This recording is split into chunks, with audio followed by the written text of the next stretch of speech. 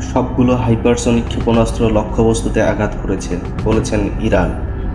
ইসলামী প্রজাতন্ত্র ইরান শনিবার দিবাগত রাতে ইহুদিবাদী ইসরায়েলের বিরুদ্ধে যে প্রতিশোধমূলক হামলা চালিয়েছে তাতে ব্যবহার করা সবগুলো হাইপারসনিক ক্ষেপণাস্ত্র সুনির্দিষ্ট লক্ষ্যবস্তুতে আঘাত করতে সক্ষম হয়েছে।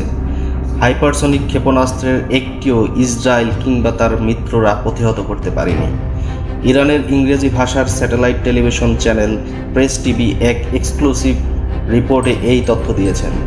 এতে বলা হয়েছে, ঘটনার সাথে সংশ্লিষ্ট কয়েকটি সূত্র জানিয়েছে, ইরানের ছোড়া হাইপারসনিক ক্ষেপণাস্ত্র ইসরায়েলের আকাশ প্রতিরক্ষা ব্যবস্থা ফাঁকি দিয়ে সুনির্দিষ্ট লক্ষ্যবস্তুতে আঘাত করে।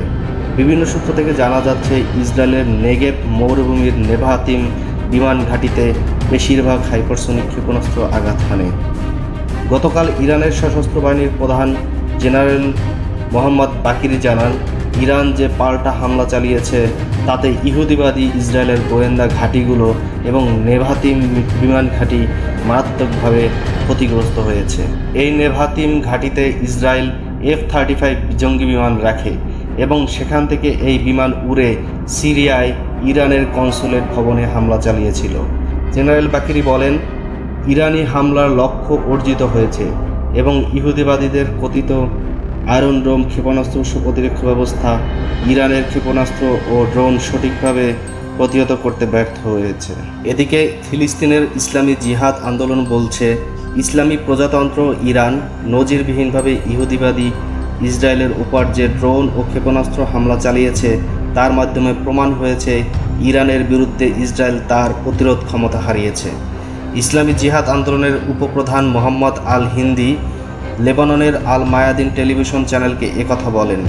তিনি বলেন, ইরানের মোকাবেলায় ইসরায়েলের প্রতিরোধ ক্ষমতা শেষ হয়ে গেছে। আল হিন্দি বলেন, ইসরায়েলের বিরুদ্ধে ইরান যে প্রতিশোধমূলক হামলা চালিয়েছে তা দখলদার শক্তির জন্য প্রাথমিক সতর্কবার্তা। ইরানের কর্মকর্তারাও এ ধরনের কথা বলেছেন।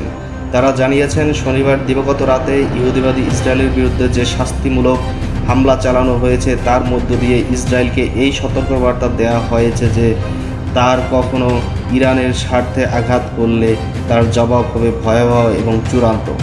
ইসরায়েলের উপর ইরানি হামলা প্রসঙ্গে আল হিন্দি বলেন, ক্ষমতার ভারসাম্য পাল্টে যাচ্ছে। আমেরিকা নিজেই সমস্যা ও চ্যালেঞ্জের মুখে এবং মধ্যপ্রাচ্যে আধিপত্য প্রতিষ্ঠা করার মতো ক্ষমতা ইসরায়েলের নেই। সেক্ষেত্রে নতুন ব্যবস্থা প্রতিষ্ঠিত হতে যাচ্ছে।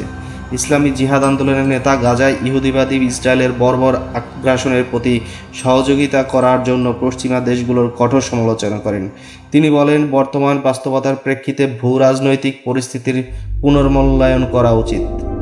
গাজায় ইসরায়েলি বন্দীদের ব্যাপারে আল হিন্দি বলেন, খুবই কম মূল্যে আমেরিকা ও ইসরায়েলের কর্মকর্তারা তাদের বন্দীদের মুক্তি নিশ্চিত করতে চান, কিন্তু বন্দীরা এখন আমাদের হাতের ট্রাম্প কার্ড। ইসরায়েলকে যুদ্ধবিরতির ব্যাপারে সম্ভাব্য চুক্তিতে অবশ্যই বড় ধরনের মূল্য দিতে হবে। ইসরায়েল গাজার স্থলযুদ্ধে কৌশলগত ব্যর্থতার মুখে পড়েছে বলেও তিনি উল্লেখ করেছেন।